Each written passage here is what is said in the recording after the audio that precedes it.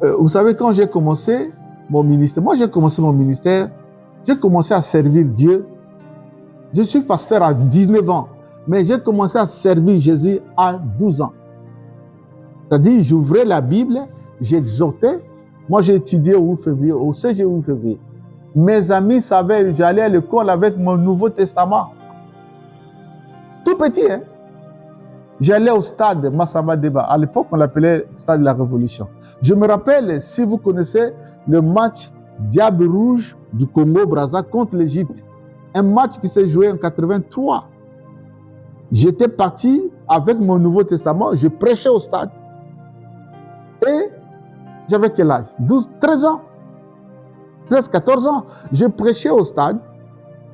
Et la pluie est tombée, le Nouveau Testament était mouillé. Ce jour-là, j'étais très malheureux à cause de ça. Parce que je n'avais pas les moyens pour acheter un autre. Mais tu parles, j'ai fait sécher ça.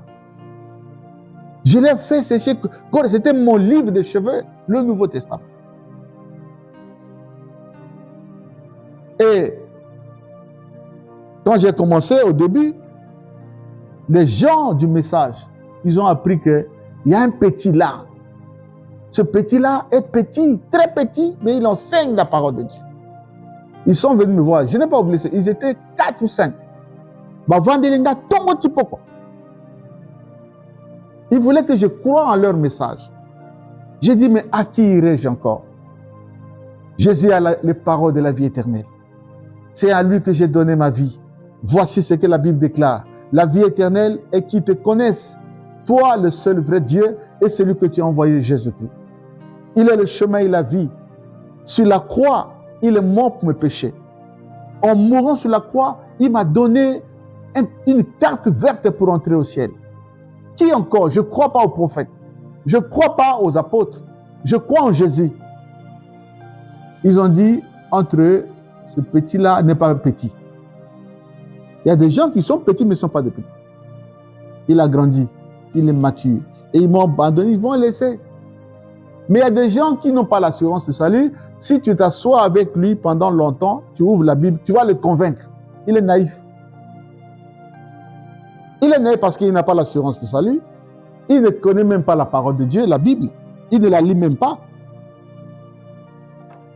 Ceux qui manquent l'assurance du salut, ils n'ont pas de persévérance. Ils ne mettent pas du temps. Ils ne supportent pas les épreuves. La Bible dit, l'épreuve de votre foi est plus précieuse aux yeux de Dieu que de l'or éprouvé par le feu. 1 Pierre chapitre 1 verset 7. L'épreuve des enfants de Dieu, c'est de l'or devant Dieu. Ça veut dire que ce sont des moments que Dieu utilise pour nous approcher de lui.